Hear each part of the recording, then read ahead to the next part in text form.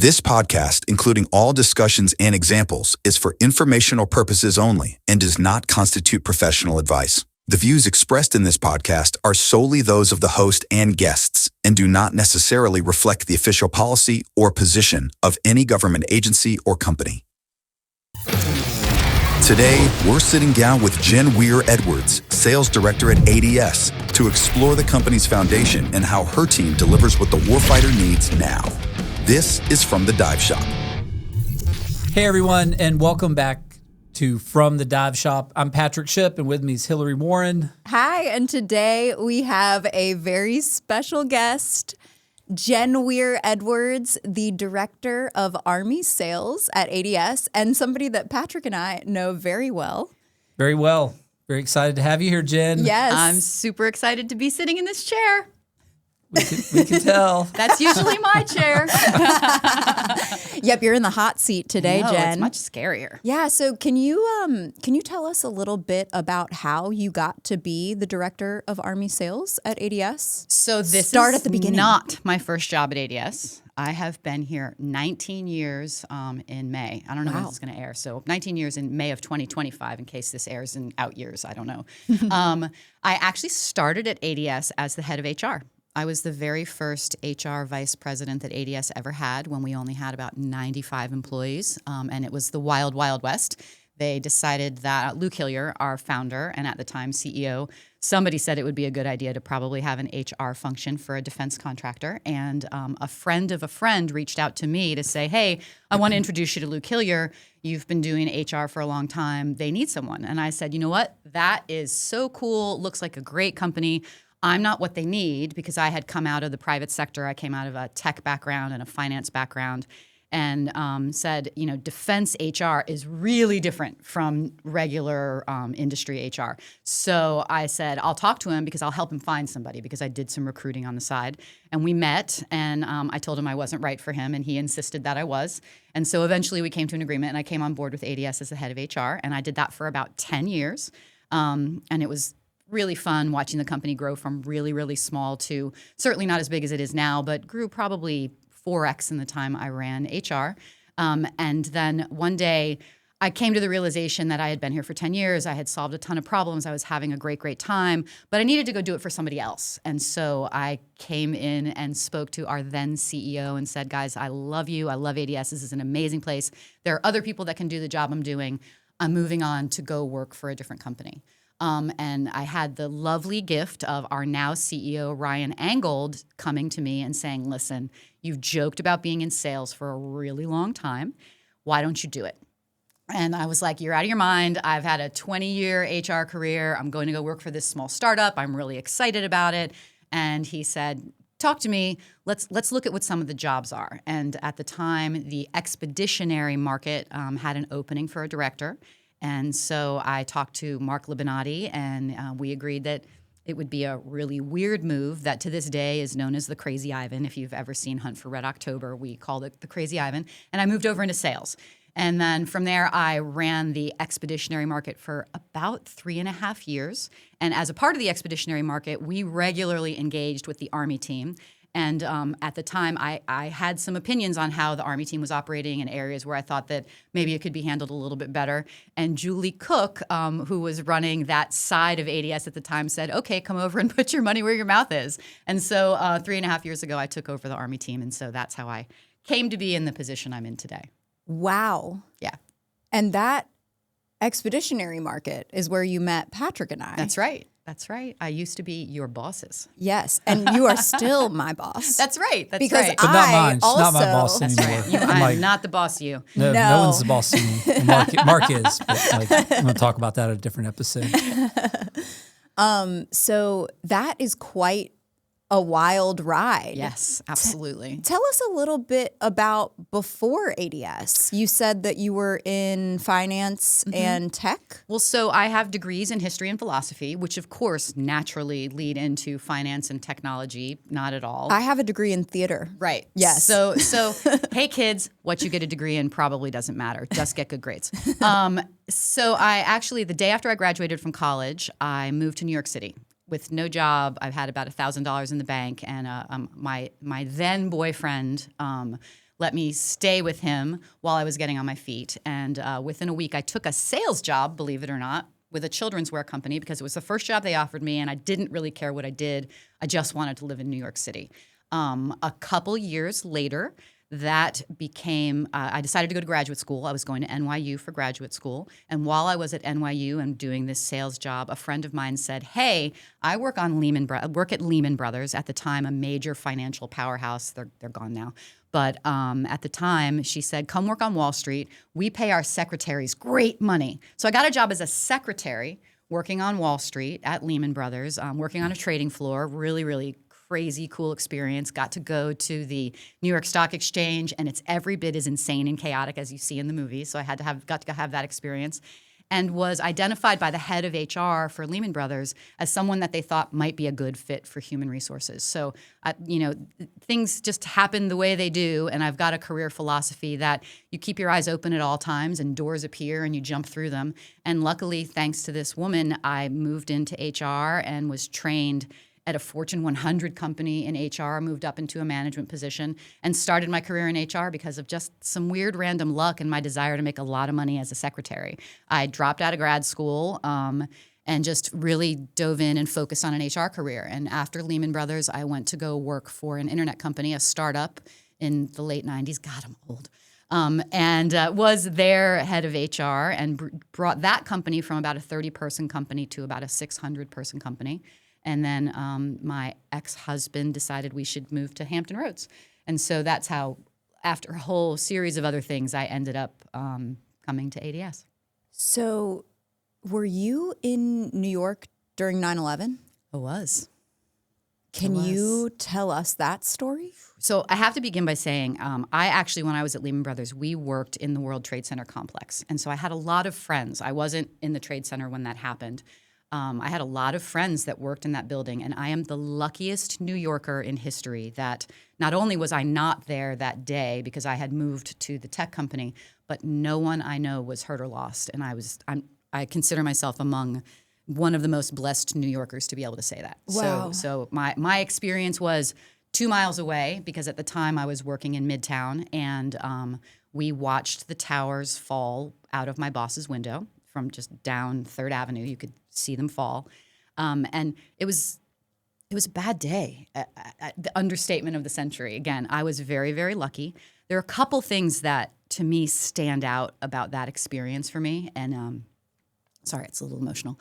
But 2 of the things that really stand out to me were that day started out like an ordinary day. And people say that all the time.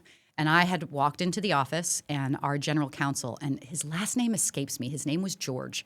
He still exists. And he had been the attorney for Led Zeppelin before he became our attorney for the tech company I was working for. And I walked into our morning leadership meeting, and he said, some idiot, and he didn't say idiot, but some idiot crashed his plane into the Trade Center. It was a sunny day, and people just assumed, and the initial reports were that somebody in a private plane had gotten the sun in their eyes and hit the Trade Center. Right. And so people were doing ordinary things, having an ordinary day with ordinary expectations for what was an accident, but not the tragedy that it obviously became. And that sticks out to me because it was just an ordinary sunny day. And an ordinary person thought some other ordinary person did something dumb, and it was sad, but it wasn't the tragedy it became. And it was a crazy, crazy day. A lot of it's a blur. But the second thing that I remember very vividly was a lot of people don't realize, but all transportation shut down in New York City that day, which makes total sense, but you just don't think about the fact that New York City ground to a halt. And at the time, I was staying with a friend that lived about 60 blocks from my office, and I left the office. We handled all of the things as leaders do. We got our people on the road to get home, and I walked out of my office, and it was deadly silent. And New York City is never, ever, ever deadly silent. All you could hear was the sound of footsteps and the occasional weeping of people walking up the street. It was like something out of a dystopic, catastrophic film. Because there were no cabs moving, there were no buses moving, there were no trains underground. There was none of the sound that you normally hear in New York City. And so I started my walk up to my friend's house, and everyone was in shock. And it was everything from people like me who had walked out of their offices or their homes or whatever that were in Midtown and, looked relatively normal, to people who were covered from head to toe with soot and debris. And it's just, I'm describing it, but it's indescribable. And the thing that sticks out to me the most was that we were walking, and you're hearing clump, clump, clump, clump, and the occasional weeping. And all of a sudden, some F-15s flew overhead. I guess they had scrambled a bunch of F-15s to clear the airspace and keep it clear. And so we went from dead silence to F-15s flying over. And people literally were diving to the ground against buildings because the expectation was there was something else bad that was going to happen.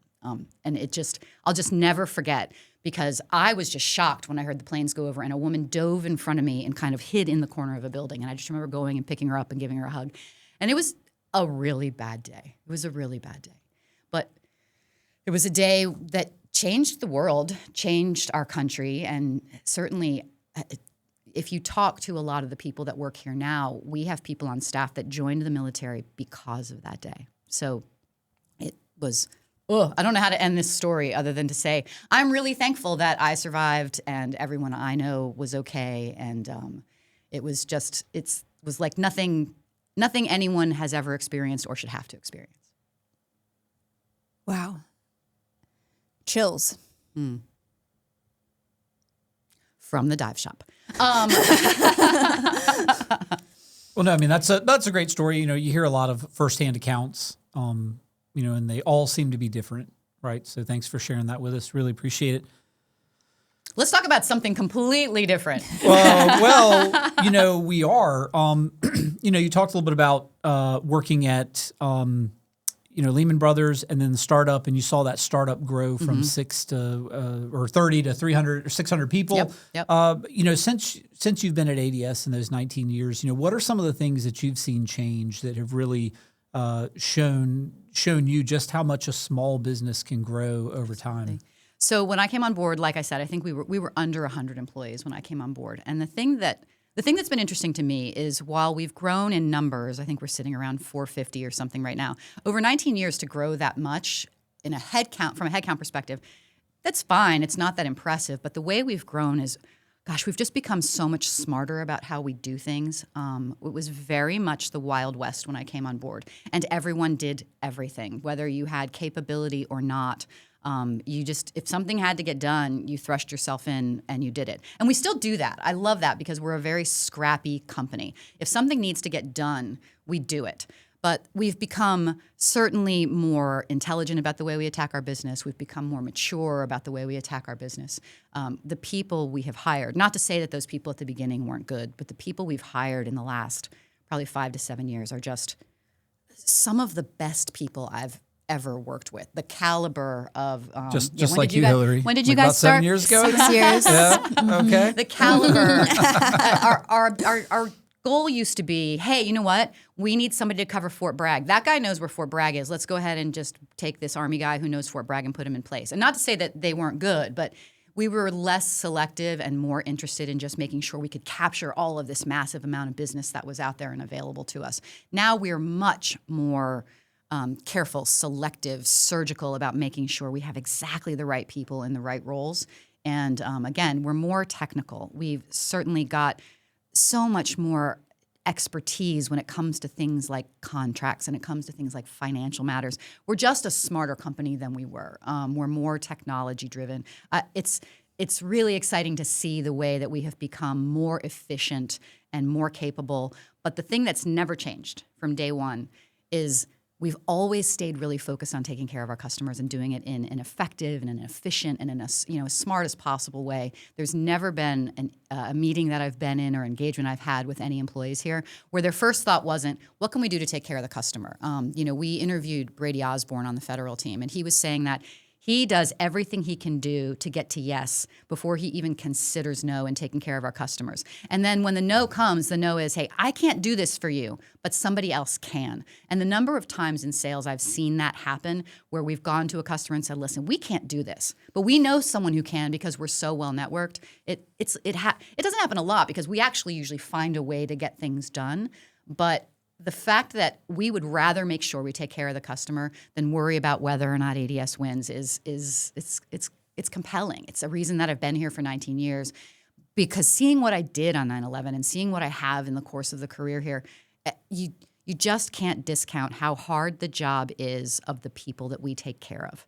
And so for us, for ADS, while we've changed in getting better at it and getting bigger at it and getting smarter at it, we've never changed the fact that the most important thing to us is making sure that the warfighters at the end of the chain get exactly what they need the way they need it. I think it's actually interesting in today's political environment, we've got these two things happening. The DoD is talking really a lot about the fact that we need to be more efficient and faster in our ability to field technologies to the warfighter. At the same time, we have to, from a presidential standpoint, we have to, and as an American, we have to become more effective with how we spend our money. So we want speed, and we also want to save money. And those things are hard. And I think that the rest of the United States can take a page out of the ADS DLA playbook, because that's what we do. We manage to get exactly what the customer needs, and in a way that actually does save them money. Okay, I'm going to take it back to HR. Okay. Do you have any great HR stories? So many great HR stories. Please share. I cannot believe you want to open that can of worms. Everyone wants to hear. Well, I wouldn't, nobody ends up in HR because they're having a good day. I just want to start there. Nobody ends up coming to you in HR because things are great. They're almost always there because something has gone sideways personally, professionally, and or they've done something stupid, and that's how they've wound up with us. And honestly, as a result of that, I don't ever want to talk out of school about some of the things that have happened that I've heard in HR. But one of my favorites, and it's just a little tiny slice of life, is someone left the company once, and they called me maybe like a week or two after they left and said, "Hey, yeah, I was wondering when I was going to get those refunds."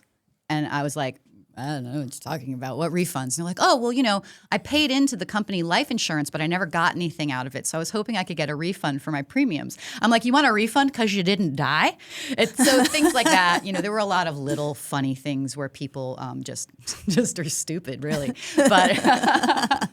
But yeah, you see a lot. And, having had a background in HR, I think it makes me a different kind of leader, even though my focus is sales now. I view everything through a people lens. I view everything through the lens of how can I maximize what this person is capable of doing, capable of experiencing. From a company perspective, I want to make sure I'm getting the most out of anyone who's working for or with me. But also from a human perspective, I want to make sure they're getting the most out of being here. Because if people are excited to be here, they're going to be great at it. That's at the end of the day. Unless you have someone that's just totally lacking in skill, if they're excited to be here and they're willing, people will be great. I think Patrick and I are probably in a bit of a unique situation in that we know that about you because we've seen it firsthand as your employees. And you did I think you used a strengths finder word there, maximizer. Yes. And I would agree, you are 100% a maximizer. I mean, I mentioned that I was a theater major, so finding my way into the defense industry is very, very strange. And I think, you saw something in me that maybe somebody else might not have, and you've been able to maximize my talent in the roles that you've had me in. Nothing could possibly mean more to me. It's a shame that Patrick is a lost cause. She's just acting like she knows what she's doing, right? Like I don't get that. But Jen, you mentioned too about keeping people excited about coming to work. What are some of the things that excite you about coming to work every day? And also, or getting on the road to go, because I do know you're a bit of a road warrior. So I get to see cool things that nobody else gets to see. I have, on my social media, I have my weird job hashtag, and so I get to see weird stuff. I got to go to Alaska last winter. We actually helped 11th Airborne procure a bunch of tents for a training exercise, and I got to go to I don't even actually know where we were, very in the middle of nowhere camp that had been put up for a training exercise. Got to see that. I've got had the opportunity to visit the CIA. This is my CIA coffee mug from the CIA gift shop. I'm a spokesman for the CIA gift shop. If you can get in, this is the way to go. Not a spokesman. Spokesman. Oh, I see what you did Right there. there. Yeah. wow. Every day, all day. Yeah. That's what I sit at my desk doing that in spreadsheets. But I've had a lot of really just cool opportunities to see things and meet people that most people don't get to do. So that's exciting. I love being in front of customers because they need stuff. Everyone we talk to has a unique set of requirements and a unique set of things that they need in order to take care of their warfighters. And that's the other piece of it is we're talking to people whose job it is to make sure that the warfighters get what they need. And I know I've said that before, but that definitely gets me jazzed up. But get back to what I was saying about my people lens. The thing that gets me more excited than anything else are the 22 people that work for me. And, everyone has their own currency. And being able to identify what the currency is of the people that work for you and figure out a way to give that to them and then to see them find excellence because all you've done is you're like, oh, I know this matters to you. Let me give you this little nudge to see the thing that matters to you and then just see them blossom and become productive. Nothing makes me happier than seeing someone struggling and being able to just give a tiny course correction and help them find that path they need to move into excellence. And it gets me up in the morning. I get excited about it. What's one of the coolest things you've sold? Or give us a couple. Yeah, not just one. Yeah, definitely more than doing one. the tapping thing. I mean, I know you want to talk about atmospheric water generation. It's do, probably your favorite. I do. Or maybe Atmospheric water generation. Yeah, the personalities that come with it. But Honestly, though, like technology like that is so exciting. We joke because we've had some checkered past with different vendors who do it because it's weird. But we get to sell some weird technology. Atmospheric water generation is a machine that sits in the middle of wherever and creates water from the air. And while that seems like it might be really simple, the amount of injuries and deaths occur because of fighting forces having to truck water to a battlefield situation, it's significant. And we don't think about that. We don't think about the fact that if you could just make your own water right where you are on the battlefield, that sounds really dramatic, but in theater, then you're not trucking in truckloads of water over and over again. And it's exciting. It's great for the environment. So that's something I do get really excited about selling. I cut my teeth in the expeditionary world, so I get very excited about structures, which sounds so boring.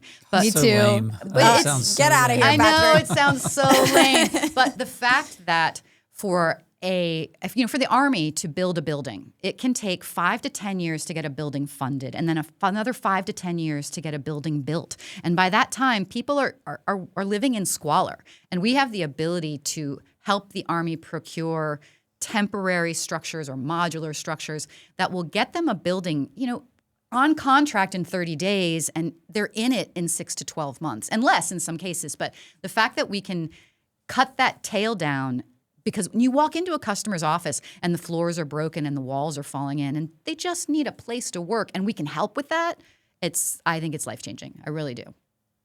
Shelter nerds. Shelter nerds. Yep. Could do a whole podcast on shelters.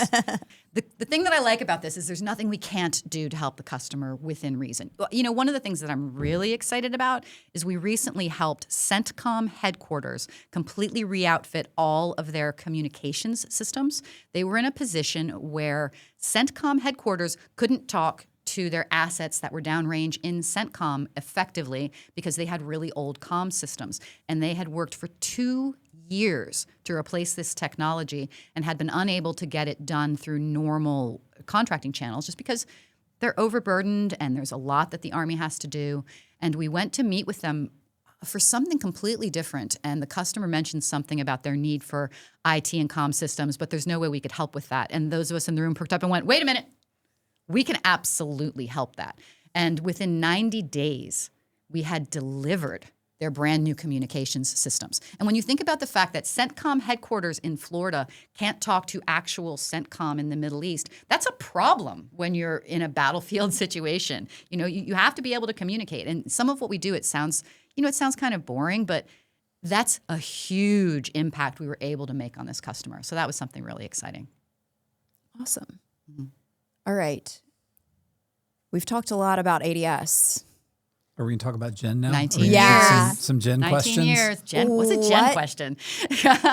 Jen, what do you like to do for fun? Ooh, for fun, yes. For fun. So I know what you're asking me about, and I'm definitely going to talk about it because It's how we know each that other. Trifling. Yes. But the thing I want to start with is Groucho Marx. If anybody is old enough listening to this podcast to know who that is, has a great quote that is, "If you're not having fun, you're doing something wrong."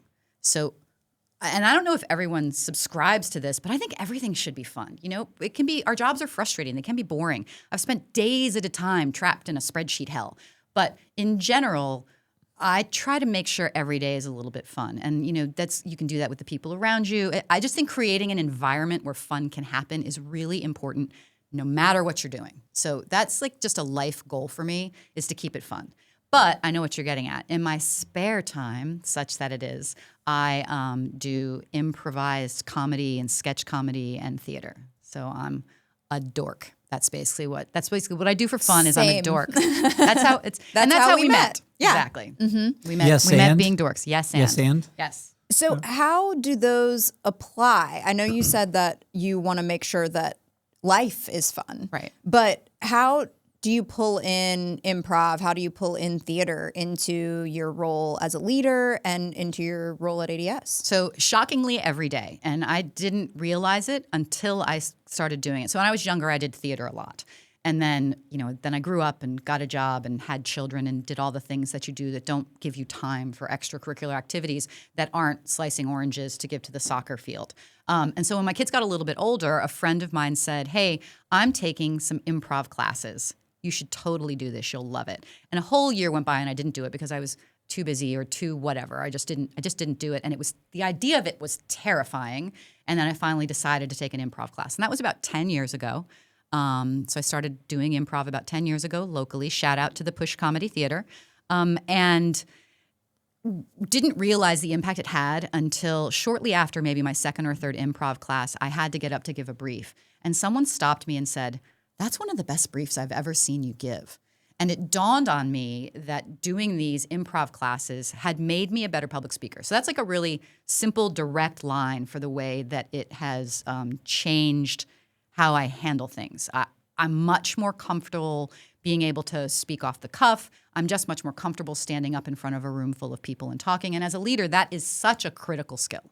So that alone was amazing. But there are a couple concepts in improv comedy that I just think are important for everyone. One is make your partner look good.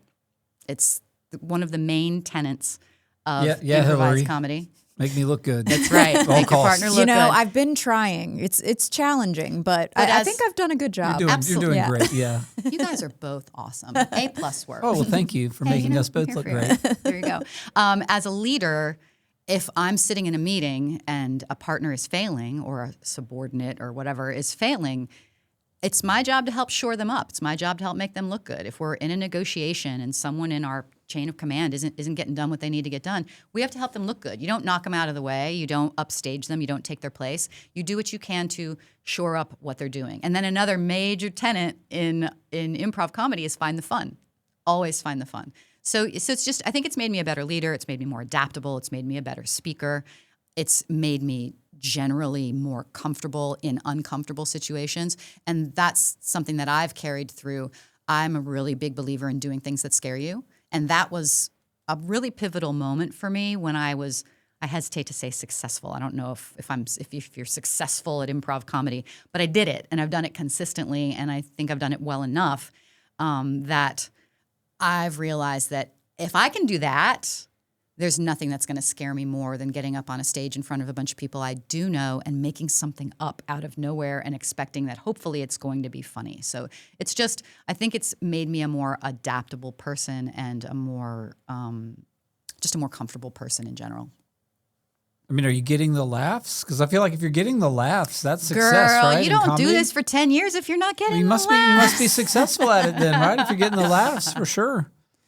I had a conversation recently with another improviser that works at ADS, and we were talking about the why. Why do we do it? And we both found that we wanted the laughs, And maybe we weren't always looking for the fun, but I think that's so important.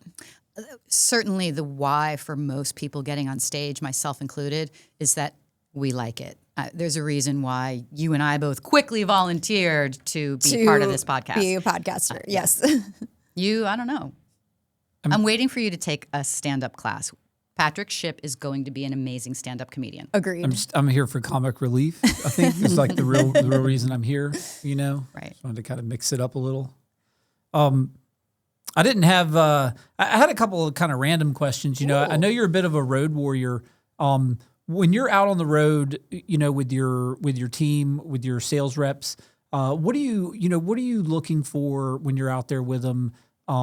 As far as their performance, what they're doing, like where are you looking for the coaching opportunities, and how are you taking advantage of that? So going back to what I said before, everybody's a little bit different. I definitely don't have a one-size-fits-all approach. There are some things that I think, some basic sales things that a lot of salespeople don't do are prepare. I think it's really critical to plan ahead for what you're going to do. And that sounds pretty elementary, but I think a lot of salespeople walk into it going, I have a relationship here. We're just going to shoot the breeze and it'll be fine. So you can't underestimate the value of preparing. And one of the things that my whole team is working on right now, and I think it would be universal to salespeople, is learning how to ask a good question and then shut the hell up. In my experience, most reps walk in the room with a question, and we do a good job of training our reps on how they should ask questions and what kinds of questions to ask and a whole host of examples of questions. And most reps get in there and ask one question and then typically fall back on either offering multiple choice answers for that question or just continuing to talk or asking 5 questions in a row and then wandering off on a tangent. So I think there's nothing more important, and this is as a human too, right? Have a couple good questions in your back pocket that are conversation starters, that are things you are actually curious about. Ask the question and then shut up.